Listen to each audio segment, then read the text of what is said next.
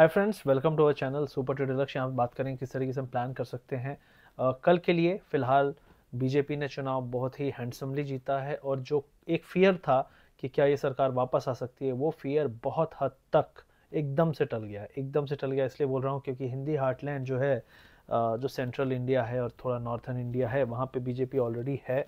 UP बहुत strong है, बिहार में नहीं है, लेकिन आपका एमपी, राजस्थान, छत्तीसगढ़ ये एक बड़ा एरिया है। ऑलरेडी आपका दिल्ली में संसद वाली सीट तो मिल ही जाती हैं पूरी की पूरी, आपका हरियाणा में है।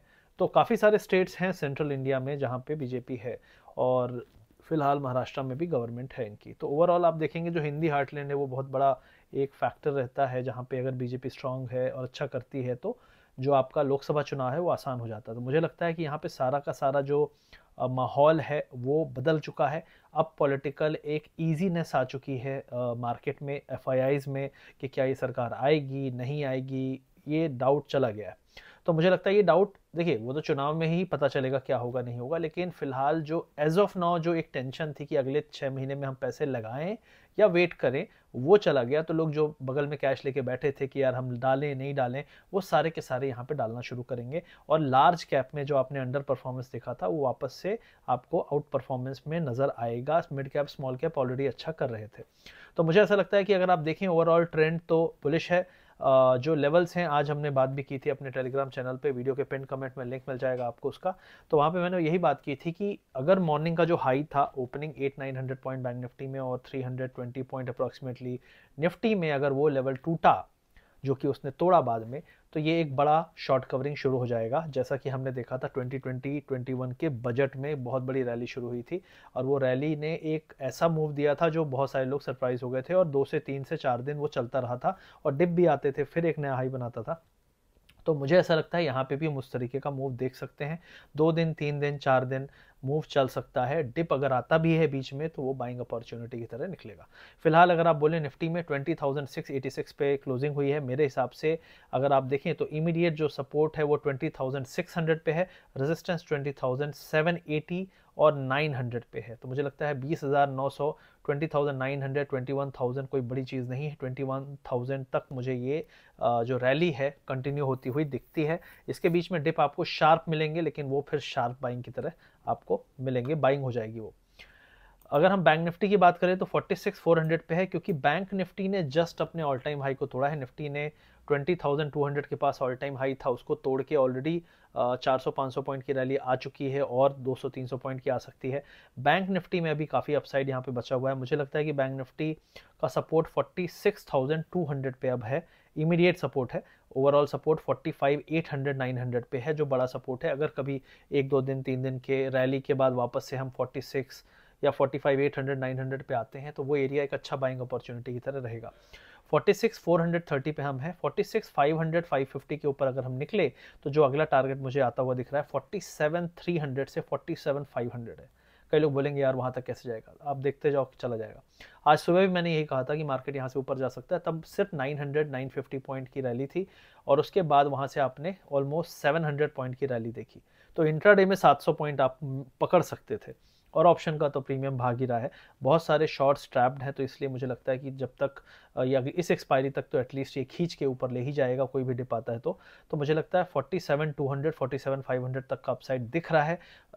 एक लाइन में आ जाएगा, जैसे 1600 पॉइंट की रैली आ गई, 5-700 पॉइंट की रैली कल आ सकती है, और फिर उसके बाद 300-400 और, तो नेट नेट 2,500-2,800 पॉइंट की ये पूरी रैली हो जाएगी, जो कि इस अपसाइड को कंप्लीट करेगी। उसके बाद फिर कंसोलिडेशन और रेंज बाउंड मार्केट मिल सकता है। तो फिलहाल ये मेरा व्यू है। 46,100-200 पे सपोर्ट है, 45,800 पे स्ट्रॉन्ग सपोर्ट है, और रेजिस्टेंस इमीडिएटली 47,200, 47,550 पे दिखता है। तो ये हो गया बैंक निफ्टी। कल है फिन निफ्टी की एक्सपायरी, तो फिन निफ्टी में 20,860 पे क्लोजिंग है। मुझे लगता है 21,300-350 तक का अपसाइड यहाँ दिखता है। इमीडिएटली आएगा नहीं आएगा कह नहीं सकते, लेकिन 21,200 तक तो मुझे लगता है स्ट्रेच यहाँ पे आ सकता है। उसके अलावा मिड कैप इंडेक्स में बहुत बड़ी रैली नहीं आई। यहाँ पे आप अगर देखेंगे ओवरऑल चार्ट्स में तो मिड कैप ऑलरेडी काफ़ी दिन से चल रहे थे। मिड कैप में शायद अब बहुत बड़ी रैली ना आए यहाँ से इमीडिएटली, लेकिन लार्ज कैप में रैली चल सकती है, और मिड कैप थोड़ी सी कंसोलिडेट साइड में कर सकते हैं। आईटी बहुत ज़्यादा नहीं चलेगा। बैंक में रैली है, पीएसयू बैंक में रैली है, पीएसयू स्टॉक्स में रैली है। ये फिलहाल का थीम है।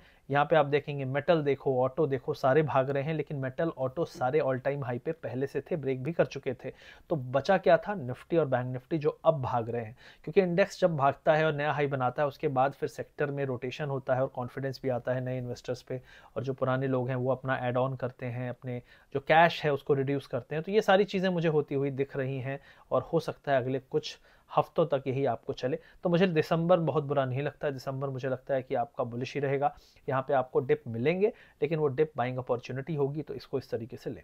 ओवरऑल विक्स आज बढ़ा है, लेकिन विक्स का कोई बहुत ज़्यादा मायने नहीं है, क्योंकि विक्स बढ़ते हुए भी मार्केट बढ़ सकता है। विक्स ऑलरेडी 12-13 के आसपास है, कोई 17-18 पे नहीं है। तो मुझे लगता है यहाँ पे भी आप कल की रैली या परसों की रैली के बाद विक्स को फिर से कूल डाउन होता देखेंगे। और अगर यहाँ पे फॉल आया तो हो सकता है कि यहाँ पे कल 500-600 पॉइंट का राइज आए, फिर एक डिप आए, वो पूरा का पूरा गिव अप भी कर दे, और फिर आपका विक्स ठंडा हो और फिर से एक रैली शुरू हो। तो इस तरीके का काफ़ी इतना आसान नहीं रहने वाला। देखो, जो कैरी करके गए हैं उनको अच्छा प्रॉफिट बना है, जो कैरी नहीं करके गए हैं वो पछता रहे हैं, अरे यार। लेकिन आज भी अगर आपने बुलिश मूव लिया होता 12 बजे तक भी, 1 बजे तक भी, सुबह नहीं भी लिया होता, तो भी आपको अच्छे पैसे बनते। तो आपका प्रॉब्लम ये नहीं कि आपने कैरी किया कि नहीं किया, प्रॉब्लम ये है कि चलो ठीक है, अब मार्केट बुलिश हो गया है तो अब तो मैं बुलिश साइड चला जाऊं। कई लोग नहीं, हम तो बुलिश ही नहीं होंगे, और बहुत सारे लोग आज बुलिश नहीं हैं। मुझे भी पता है बहुत सारे लोग पुट लेके गए होंगे, क्योंकि आपको लगा कि मार्केट काफ़ी उठ चुका है और गिर जाएगा। आपको बता दूं, एफआईआई डीआई दोनों ने कैश में बाइंग की है, रिटेलर ने बेचा है। और अभी एफएनओ का डेटा आया नहीं है, वो आएगा तो मोस्ट प्रॉब्ली वहाँ भी यही दिखेगा कि रिटेलर ने कॉल सेल किए होंगे, पुट बाय किए होंगे, और एफआईआई यहाँ से खींच के ले जा सकते हैं। तो ओवरऑल ये माहौल दिख रहा है। तो फिलहाल के लिए यही मेरा एनालिसिस है। वीडियो अच्छा लगे तो लाइक, शेयर, सब्सक्राइब, और अगर आपको सीखना है, समझना है, तो वीडियो के पिन कमेंट में लिंक दिया हुआ है, टेलीग्राम चैनल का लिंक भी वहीं पे दिया हुआ है, ज्वाइन कर लीजिएगा। वहाँ पे मैं अपडेट्स अपने व्यूज़ देता रहता हूँ। Thank you very much, see you soon, take care. Subscribe channel को कर लीजिएगा, और वीडियो अच्छा लगे तो लाइक कर लीजिए।